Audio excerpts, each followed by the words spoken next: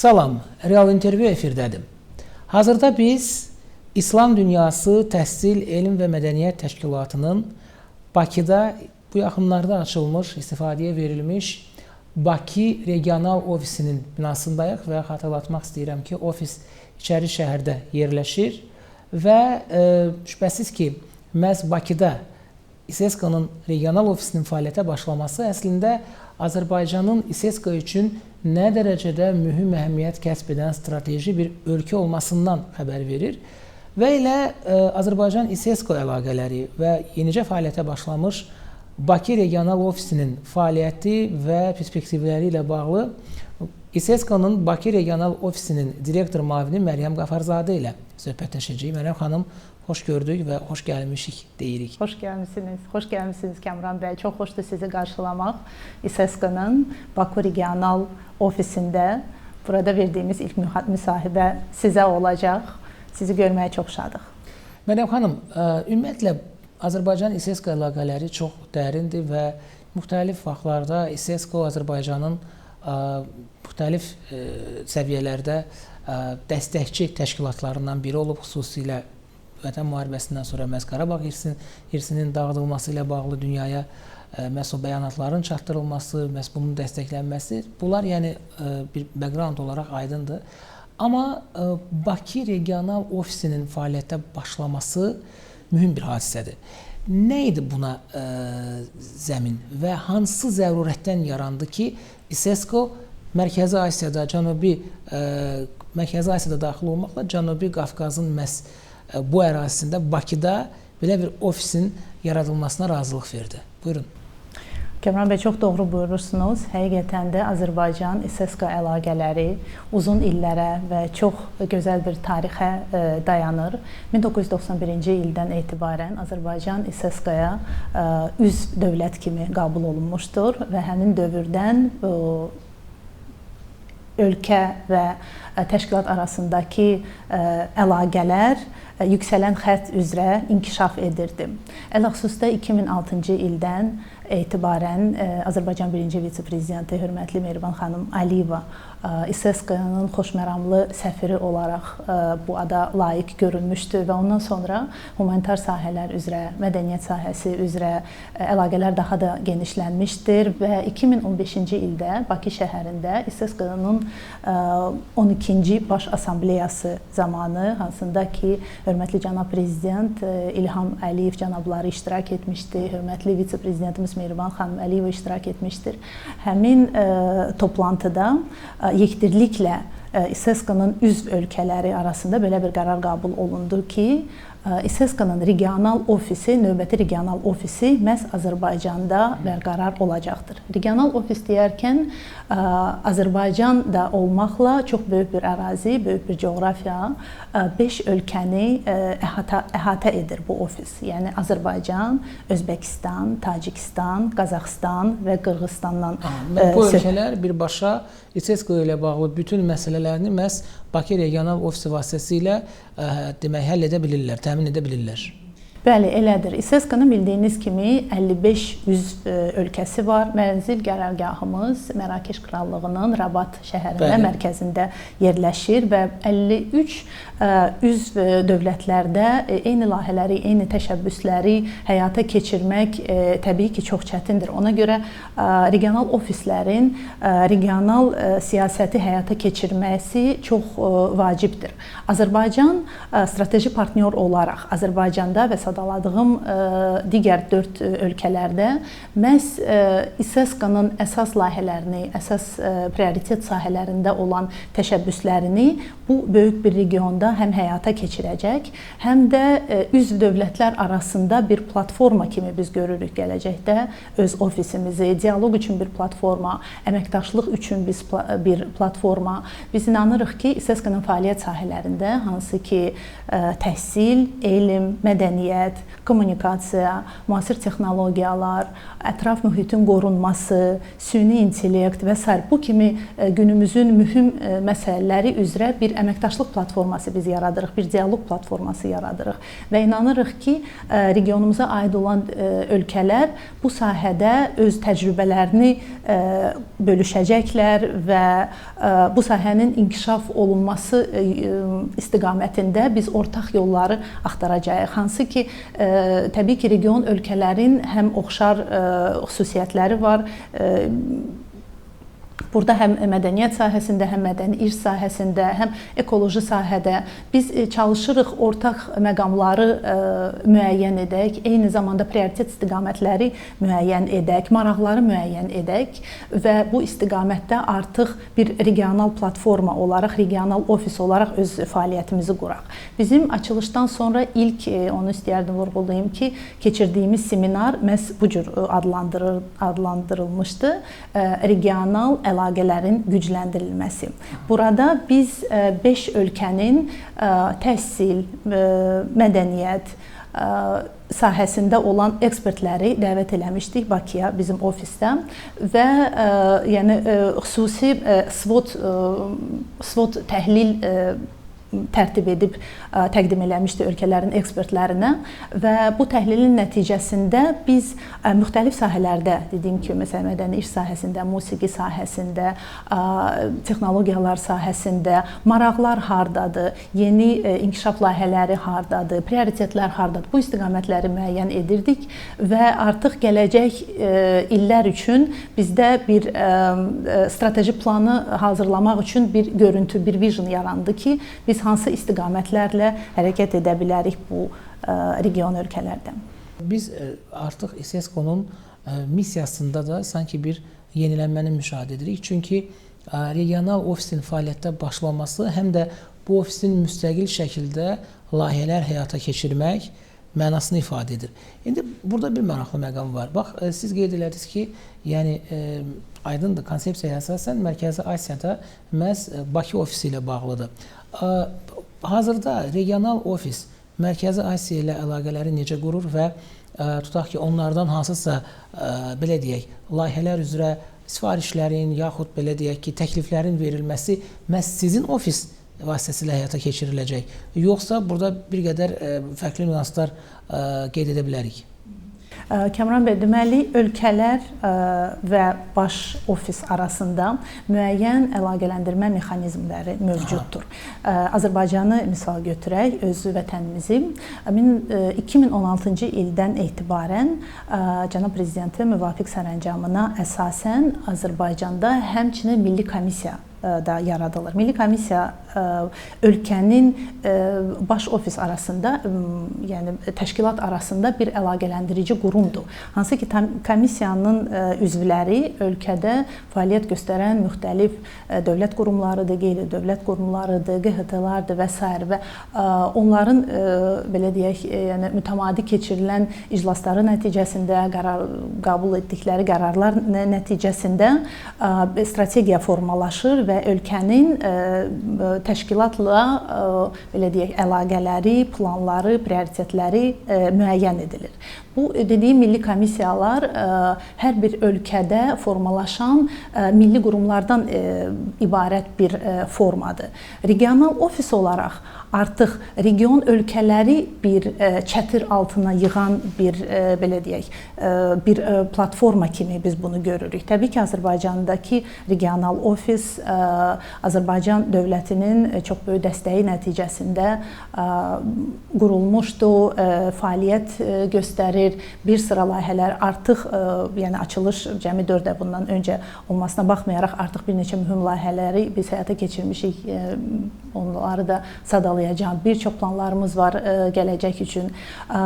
Önəmli məsələ odur ki, regionun İSESCO üçün regiondakı əsas bir hub olaraq, platforma olaraq Azərbaycanda bütün bu istiqamətləri, mədəniyyət özü nə qədər çox şaxəli bir sahədir. Bilirsiniz ki, həm Azərbaycanda, həm region ölkələrin çox zəngin mədəniyyətə malikdir bu ölkələr. Çox zəngin mədəni irsi var bu ölkələrin. Burada da həm bu irsin qorunması, saxlanması, onlar barədə düzgün məlumatın gələcək nəsillərə ötürülməsi çox vacib bir məsələdir və İSESCO bütün məsələləri prioritet kimi dəyərləndirir. Regional ofis olaraq məhz bu prioritetlər üzərindən artıq biz region ölkələrə həmçinin ofis olaraq birbaşa çıxış edirik və bu ofislərin həm milli komissiyaların fəaliyyətini aktivləşdirməyə, həm ekspertlər arasında, həm gənclər arasında münasibətlərin yaxınlaşdırılmasına töhfə veririk. Məryəm xanım, bax, 2024-cü ildə Şuşa İSESCO-nun mədəniyyət paytaxtı elan olunmuşdu. 2025-ci ildə isə bu estafet Səmərqənd şəhərində keçir. Və bax, burada Bakı Regional Ofisinin fəaliyyəti necə qurulur? Yəni, təbii ki, biz qeyd edirik yaxın 4 ayı, hansı ki, ofis fəaliyyətə başlayıb, amma qarşıda Səmərqənd var və eyni zamanda, daha doğrusu bu il qeyd edək və eyni zamanda qeyd etdiyiniz layihələr var. Məsələn, mən demək ki, qeyd edə bilərəm, Nəsimi festivalı yaxınlaşır. Bax, maraqlıdır ki, sanki regional ofisin fəaliyyəti sanki İSESCO ilə ölkə arasındakı münasibətlərin daha da inkişafına bir növ təkan verir, onu stimullaşdırır, demək, öz mövcudluğu ilə.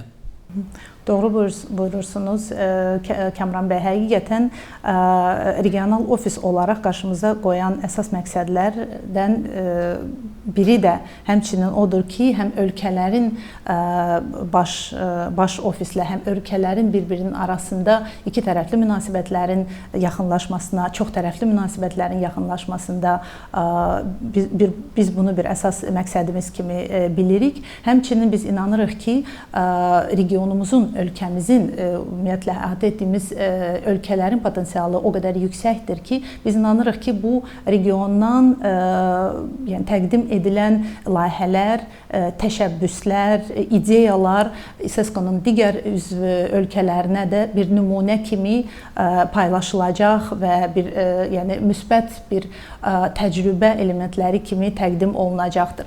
Qeyd etdiyiniz mədəniyyət paytaxtı konsepsiyası həqiqətən də çox maraqlı bir proqramdır, hansını ki İSESCO təşkilatımız uzun illərdir həyata keçirir. İslam dünyasının mədəniyyət paytaxtı nə deməkdir? Burada söhbət İSESCO-nun üzv ölkələrinin, müxtəlif şəhərlərinin İslam sivilizasiyasına, İslam dəyərlərinin inkişafına, mədəniyyət, elm, təhsil sahəsində inkişafa töhfə vermiş şəhərləri müəyyən etməkdir və onları daha yaxşı tanıtmaqdır. Daha geniş auditoriyada onların əhəmiyyətini göstərməkdir. Burada onu vurğulamaq istərdim ki, daha öncə də Azərbaycanın bir neçə şəhəri İslam dünyası mədəniyyət paytaxtı adına layiq görülmüşdür.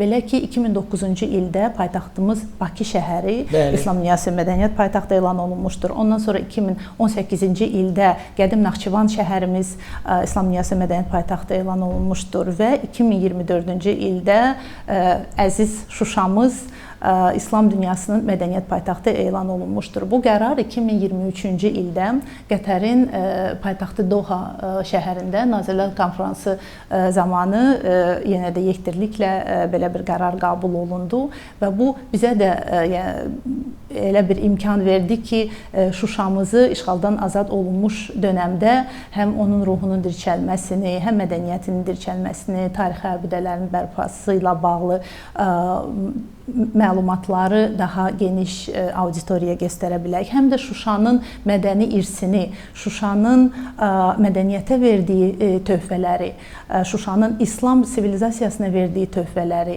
Yəni bilirsiniz ki, Şuşa şəhərində qədim məscidlər, qədim mədrəsələr, ziyarətgahlar vardır ki, hansı ki İslam dininin yəni qorunub saxlanmasında bir bariz nümunədir. Düzdür, işğal zamanı təəssüf ki, işğalda olan şəhərlərimizdə, regionlarımızda dağıntıya məruz qalmışdı bizim mədəni irs elementləri.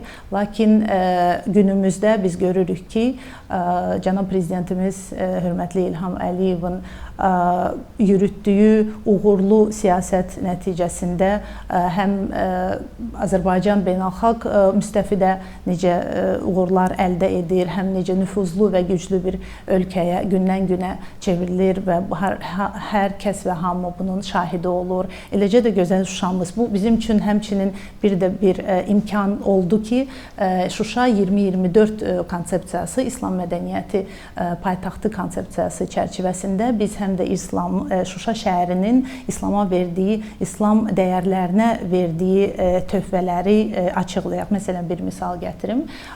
Bu yaxınlarda dahi Azərbaycan bəstəkarı Üzeyir Hacıbəylinin 140 illiyini qeyd edəcəyik. Bildiyiniz kimi Azərbaycanda musiqi festivalı keçiriləcək sentyabr ayının 18-dən etibarən.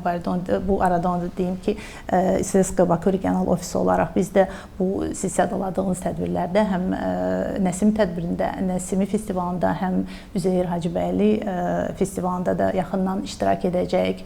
Bildiyiniz kimi Üzeyir bəy Hacıbəyli Şərq aləmində ilk opera müəllifi kimi dünyada tanınır və bu bir daha onu göstərir ki, Azərbaycanın, Şuşanın necə gözəl, necə istedadlı şəxsləri var idi ki, həyatda düşünün 1908-ci ildə 100 ildən çox zaman keçib onun üzərindən Şərqdə ilk opera Leyli Məcnun operasının müəllifi olmuşdur Üzeyir bəy Hacıbəyli. Yəni İSSQ-nun Bakı regional ofisi olaraq biz həmçinin onu da qarşımıza bir məqsəd qoyuruq ki, bu cür elementləri, bu cür hadisələri, xüsusi çəkisi olan tutaq ki, mədəniyyət xadimləri, xüsusi xidmətləri olmuş mədəniyyət xadimlərinin yubileylərinin qeyd olunması Bakı regional ofisinin prioritetlərindən biridir. Belə başa düşmək olar? Bəli, elədir. Var bir plan, yəni qarşı yaxın müddət üçün ki, tutaq ki, siz orada hansısa digər bizim görkəmli mədəniyyət xadimlərinin yubileyləri yaxınlaşdıqca demək müntəzəm şəkildə öz töhfələrinizi vermiş olacaqsınız. Təbii ki, Kamran bəy, dediyim kimi mədəniyyət sahəsi, həmçinin musiqi sahəsi Azərbaycanda və region ölkələrinin dahi şəxsiyyətlərini bu sahələrdə, yəni İslam dininin inkişafından paralel olaraq həmçinin elmin, təhsili, mədəniyyətin inkişafına da töhfə vermiş görkəmli şəxsiyyətlərin həm yubiley tarixlərinə, həm onların irsinin yaşatmağı və tanınmağı ilə bağlı təbii ki, tədbirlər keçirilir. Elə yaxın tədbirləri götürsək, söylədiyim kimi Üzeyir bəy Hacıbəyli festivalında iştirak edəcək, ondan sonra keçiriləcək Nəsimi festivalına artıq İSSQ tərəfdaş kimi elan edildi. Beləliklə Bakı regional ofisi, İSSQ təşkilatımızla birgə, təbii ki, Heydər Əliyev fondu ilə birgə, Mədəniyyət Nazirliyi ilə birgə bu festivalın keçirilməsinə əlimizdən gələn töhfələri verəcək və inanırıq ki, məhz İSSQ olaraq, beynəlxalq təşkilat olaraq bu layihələrə qatılmaq həmçinin bizə də elə bir imkan yaradır ki, biz öz dahi şəxsiyyətlərimizi, dediyimiz kimi, məsələn, Nəsimi festivalına söhbət gedirsə, İmaməddin Nəsiminin geniş irsini tək bizim regionda deyil, bütün İSSQ, yəni 53 ölkədən söhbət gedir, bütün bu çox böyük bir coğrafiyada tanıtmış oluruq. Siz qeyd edirsiniz ki, biz konkret olaraq burada tərəfdaş kimi çıxış edirik. Yəni, təbii ki, qarşıda da oxşar tədbirlər olacaq. Yəni, Bakı regional ofisinin tərəfdaş olaraq, İSSQ-nın tərəfdaş olaraq çıxış etdiyi tədbirlərdə Bakı regional ofisi konkret nələr təklif edir? Yəni, tutaq ki, tədbirlərin təşkilində və onların İslam dünyası üçün daha da önəmli olduğunu önə çıxartmaq baxımından hansı addımlar atılır? Yəni ki, bax, mənə maraqlıdır ofisin bu baxımdan fəaliyyəti? Bəli, əlbəttə fəaliyyətimizi biz yəni strateji bir plan əsasında, yəni fəaliyyət planı üzrə qurmuşuq və bu fəaliyyət planında çalışırıq həm təşkilatın əsas istiqamətlərini əhatə edək, həm də yəni bərabər şəkildə əhatə etdiyimiz ölkələrlə eyni dərəcədə əlaqələri quraq. Bununla biz açılışdan 4 ay əvvəl olmuşdur, bizim rəsmi açılışımız baş tutmuşdur. Açılışdan sonra ilk olaraq biz səfərlərə başladıq. Yəni baş direktorumuz hörmətli Dr. Səlim bir Muhammed Əl-Malikin region ölkələrinə səfərlərinə qatıldıq. May ayında Özbəkistana səfər etmişdi baş direktorumuz və regional ofis olaraq bu bizim üçün də bir gözəl bir imkan idi ki, həm ofisimizi tanıdaq, həm buradakı planlarımızı, layihələrimizlə bağlı məlumat verək, həm də hər ölkədə tərəfdaşlarımızı, əsas partnyorlarımızı, Milli Komissiyanın üzvlərini və onlardan, yəni onların mütəxəssislərini, onların olan maraqlarını özümüz üçün müəyyən edək və bir şəbəkə, belə deyək, ekspertlərdən ibarət, dostlarımızdan ibarət bir şəbəkə quraq ki, daha sonra həmin şəbəkə üzərindən biz öz layihələrimizi və fəaliyyətimizi daha uğurla həyata keçirə bilək. Özbəkistandan sonra, Özbəkistanda bu ara onu da qeyd etmək istərdim ki, paytaxt keçirilən mühüm görüşlərdən sonra, hansı ki, bilirsiniz, çox yüksək səviyyədə görüşlər keçirilirdi, həm Xarici İşlər Naziri ilə, həm Mədəniyyət Naziri ilə, həm Təhsil Naziri ilə bir çox görüşlərdə də biz iştirak edib öz ofisimizi təqdim etmək imkanımız olmuşdur.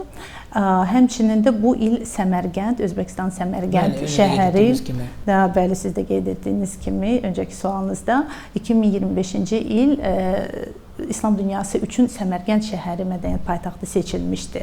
Təbii ki, bir regional ofis olaraq bu bizi də çox qürurlandırır. Çünki bizim regionumuzun nə qədər zəngin mədəniyyətə, zəngin mədəni irsə, qədim tarixə malik olduğunu bu bir daha biz bütün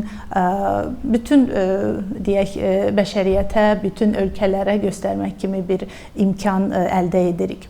Səmərqənddə görüşlərimiz oldu və Səmərqənddə İslam sivilizasiyasının həmin ərazidə buraxdığı o gözəl İslam, nurlu İslam irsinin bir daha şahidi olduq. Hansı ki, çox gözəl memarlıq abidələridir, çox gözəl məscidlərdir.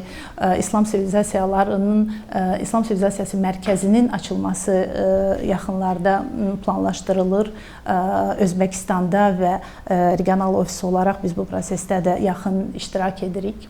Daha sonraki səfər Tacikistanda olmuşdur. O da çox maraqlı səfərimiz idi. Həmin o səfər çərçivəsində də biz çalışırdıq artıq Tacikistanda dövlət qurumlarından, qeyri-dövlət qurumlarından, Milli Komissiyadakı partnyorlarımızla daha yaxın kontakt və əlaqələr quraq ki, gələcəkdə onların da ideyalarını, onların keçirəcəyi, belə deyək, tədbir və təşəbbüsləri artıq bizim ofisdə keçirək və yaxud da ki, ofisimizin dəstəyi ilə regionun digər ölkələrində keçirək. Düşənbədə keçirilən bir tədbiri vurğulamaq istərdim. Hansında ki, baş direktorumuz da iştirak elədi, çox gözəl çıxışlarını və töhfələrini verdi. Deməli, ekoloji, ətraf mühitin qorunmasına dair ekoloji mövzuda olan yüksək səviyyəli konfrans idi, buzluqların qorunması. Hansı ki, bilirsiniz, ətraf mühitin qorunması və iqlimin dəyişikliyi necə mənfi təsir göstərir həm təbiətimizə, burada təbii ki, buzların əriməsi, yəni çox qlobal bir nəticələrə gəlir çıxardır, çayların qurumağına, dənizlərin səviyyəsinin azalmağına və region üçün təbii ki, bu belə ekoloji cəhətdən təhlükəli bir vəziyyətdir. Regional ofis olaraq biz çalışdıq bu mövzu ətrafında da müxtəlif ideyalar, regional layihələrlə bağlı məlumatları toplayaq ki, daha sonra həmin bu ətraf mühitin qorunması ilə bağlı layihələri də qonşu ölkələrdə keçirək. Növbəti səfərimizdə gələn həftə planlaşdırılır Kamran bəy. Qazaxstana, Astanaya gedirik və orada dünya dini liderlərin toplantısı olacaq. Orada da iştirak edəcəyik və inanırıq ki, İSESCO olaraq, İSESCO Baku regional ofisi olaraq biz təbii ki, əsas bizim məqsəd, prioritetlərimiz həm də digər sivilizasiyalarla, digər dinlər, yəni dinlərin nümayəndələri ilə dialoq üçün açıq bir platforma yaratmaqdır. Düşünürəm ki, çox maraqlı olacaqdır. Məryəm xanım, təşəkkür edirik bu müsahibəyə görə və biz əslində Bakı regional ofisinin, İSESCO-nun Bakı regional ofisinin hazırki fəaliyyətini bir növ öyrənməyə çalışdıq və siz də qeyd etdiyiniz kimi layihələr çoxdur. Amma ən əsas məsələ ondan ibarətdir ki, Azərbaycan artıq İSESCO-nun bir regional mərkəzinə, yəni onun əsas sütunlarından birinə çevrilməkdədir və bu baxımdan bir daha həm sizi təbrik edirik və təşəkkürümüzü bildiririk. Çox sağ olun. Sonda icazənizlə bizim regional direktorumuz özü hazırda təəssüf ki, Bakıda deyil, amma onun hamımızın dillər əzbəri olan bir sözü var. Ondan bitirmək istərdim. Hörmətli direktorumuz cənab Abdulhəkim Fəxad Əlsanan hər zaman bizim ofisə gələn qonaqlara, gənclərə hər zaman deyir ki, bu ofis həm də sizin hər birinizin evidir və biz xahiş edirik həm ölkə nümayəndələrindən, həm Azərbaycandakı bizim partnyorlardan, gənclərdən, hər kəsdən ki, bizim ofisi öz eviniz biləsiniz, fikirləriniz üçün, ideyalarınız üçün biz hər zaman açığıq. Minnətdarıq bir daha. Təşəkkür edirəm. Bəli, bir daha xatırladırıq ki, artıq bir neçə aydır ki, Bakıda, İçəri şəhərdə İslam Dünyası Təhsil, Elm və Mədəniyyət Təşkilatının Bakı regional ofisi fəaliyyətə başlayıb və ofisin fəaliyyət istiqamətləri, onun gələcək layihələri və ümumiyyətlə strategiyası ilə bağlı Bakı regional ofisinin direktor müavini Məryəm Qafarzadə ilə söhbətləşdik. Salamat qalın.